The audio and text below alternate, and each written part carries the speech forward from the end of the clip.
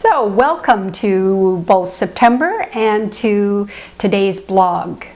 If you've been away on holidays or just taking a break, which many of us like to do in the summer, I'm just going to do a little recap of what we've been focusing on for August and moving into September. I've been featuring a book that I've just been fascinated with by Daniel Pink. It's called A New Whole Mind: Why Right-Brainers Will Rule the Future. And he's done a lot of research to study what are the trends, what's going to be happening in the future, and specifically, what is our world going to need in terms of attributes and abilities and so on. And his research has revealed that the qualities of our right brain are what the world is very much going to need and want in the future. So we've talked about, he identified 6 aptitudes, as he calls them, that we really want to nurture in ourselves, in our children, even to support in our colleagues and business partners. And the first 3 that we've talked about already are the elements or the aptitude of design and how important that is going to be over just pure functionality. The second one is storytelling, which is a surprising attribute in some ways, and yet when you think about the way we learn the best, we love to learn through stories and we hold on to information much better when it's incorporated into a story.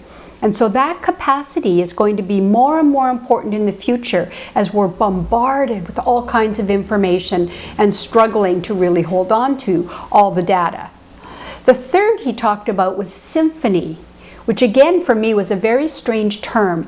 But when you think of the symphony of things that need to come together in complex systems, when you're creating things, whether you're a classroom teacher, and literally the classroom becomes the symphony that you are managing and creating, and the key element, the key element of seeing the big picture is so important. Can you see the whole classroom and feel the environment for learning and what's going on? So those 3, design, storytelling, and symphony, were the first 3, and today I'm talking about the 4th, which is empathy. So empathy is not a new idea, not a new concept, but its prominence is really coming to the fore, particularly in certain areas like medicine, business, and even law. These are areas where empathy has not really been at the forefront. It's been far more about information, data, accuracy, and so on. And yet we're finding there's a very big trend towards bringing empathy into the situation as a key ingredient in successful practice. So let's look at medicine. Daniel Pink gives a story that I thought was very profoundly telling of 2 postal workers who through their work were exposed to the anthrax virus. Anyway, both of these employees started to feel ill. They went and sought medical help. One employee went, told the situation, said thought he might be exposed to anthrax. The health practitioner checked it out, inquired to the right facilities and organizations, and they said there was no danger, and so he sent the fellow home with Tylenol. The other fellow went to the hospital, shared what had been going on. The doctor there listened, didn't see anything that would link it, but just kind of stayed tuned to the patient, and he continued to say, I know my body, something isn't right. That doctor, just on the off chance to be safe, prescribed something that would offset the anthrax had this person actually really contracted that. Well, what happened is, in fact, they both had been exposed to anthrax. The first fellow who went home with Tylenol did die, and the second recovered. And it's just interesting, the doctor was featured, in headlines, of course, because this is a very big deal. And she said, I just had this gut feeling as I was listening to the patient. And he was saying that he really felt something was wrong. And it just seemed important to pay attention to that. So there we see empathy, stepping into the other person's shoes and really deeply listening. And there's a very big difference between empathy and sympathy. Sympathy often is feeling sorry for someone, but empathy is the capacity to really step into someone else's shoes and feel, experience, sense how they are seeing and living and feeling about themselves and the world. So we have what we call mirror neurons, which I think also is the science that starts to help us understand. Inside of each of us, there are neurons that are, in fact, picking up information and mirroring it back. So as a doctor conveys empathy, or a lawyer, or a business person, or a parent, the person is picking up what's being conveyed and it gets mirrored back and forth. Pretty important stuff.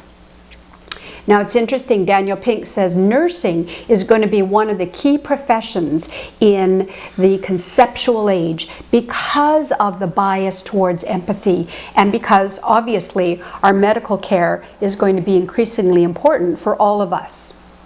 One of the things that's interesting, Dr. William Glasser, whom I've talked about in the past and has written reality therapy, choice theory, and really pioneered in many areas from education to addictions and mental health. He believed, because he's no longer alive, but I'm stating it that way, his belief was that relationship is the key foundation for any human problem. And so if you're dealing with a problem that is a human problem rather than just a technology one, look to the relationship and see how that's going. Interesting perspective. That's a good place to start. All right, so now as we understand empathy coming to the fore, how good we are at empathy is really the question. And is there a gender bias?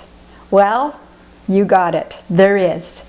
The research unequivocally shows that women, in fact, seem to be almost hardwired for empathy. That men often have been trained, they seem to have more of an orientation to what Pink calls systematize. The organizing, the delineating, and in a sense, a detachment from what's going on in order to see sequence and pattern. And empathize, as opposed to systematize, is the opposite. It's about deeper involvement and engagement. So, yep, there is a gender bias, and we all want to be increasing our empathy capacities because it's not really just gender. You can have men that are tremendously empathetic, and you can have women that really lean much more towards the left brain systematizing. But in the general scheme of things, you got it. Women seem to be naturally better at that. All right, so let's look at some things that are resources that Pink recommends. One of the things is, can you recognize visually the emotions that are being expressed? And so you can do a test to see how high is your empathy quotient. And so we've listed a link there because there's lots of tests available apparently, and they're not all great. So this one is a really good one if you're interested in how high is your empathy quotient. Secondly, if you want to improve your visual acuity, your ability to recognize what is being conveyed on the face, there's something called Spot the Fake Smile. So interesting one to take. See if you can tell what's a fake smile, what's a genuine smile. That will really sharpen up your acuity. And then we have a book called Emotions Revealed, which goes into more depth and is a wonderful resource in terms of what am I seeing and do I understand what I'm seeing? Can I really recognize what emotions are being revealed on a person's face? All right, so there's some great resources for you, again, coming from Daniel Pink in his book. Lastly, you can go and do some play. Each week I've been trying to feature some activities you can do, and so one of them is a real takeoff on best day and worst day and that kind of thing that you could do at the dinner table, you could do it with staff, but basically what you do is try and guess for another person what's the high for them in their days, whether it's at school, as a parent, working, whatever. What's a real high for you? And what's a low for that person? And then, what would be their greatest frustration and their greatest reward? So fun to build relationships and see if we can guess, even with our children. What do you think their high and their low is for their day? What would be their greatest frustration and what would be their greatest reward? Other things you can do to build up the empathy is just practice using those muscles. Pink suggests write your own greeting card because it'll tap into more of your own experience rather than just buying a card. Go and volunteer. Put yourself there at service to someone else because that will also strengthen your ability to step into someone else's shoes and enhance that empathy. I want to end with a big shout out to Bill Chalmers, who's having his first art show at the Watershed Arts Cafe out in Langley. We'll list all the information for you. His art show and art will be available for you to see for the whole month of September, so it's already happening. And he will be doing an evening talk on September 11th where you can hear him and meet the artist and so on. I've featured Bill in the past as a business coach and ideas and things that he has noticed with his clients as he's working to improve their performance. We've also featured him in terms of creativity and his art. So if that interests you, please go and see this. He's got a fabulous display of a variety of different pieces of art that I think really speak to the whole topic of spirituality and how it gets expressed through art. All right, that's it. I unfortunately will not be at the evening on September 11th. I'll be in Australia. And so for the whole month of September, I'll be away. I will be blogging, I hope, from Australia. So one of the blogs will feature that and I'll stay connected with you. So look forward to you joining us next week for another aptitude that Daniel Pink identifies as key for doing well in the future. Have a great week.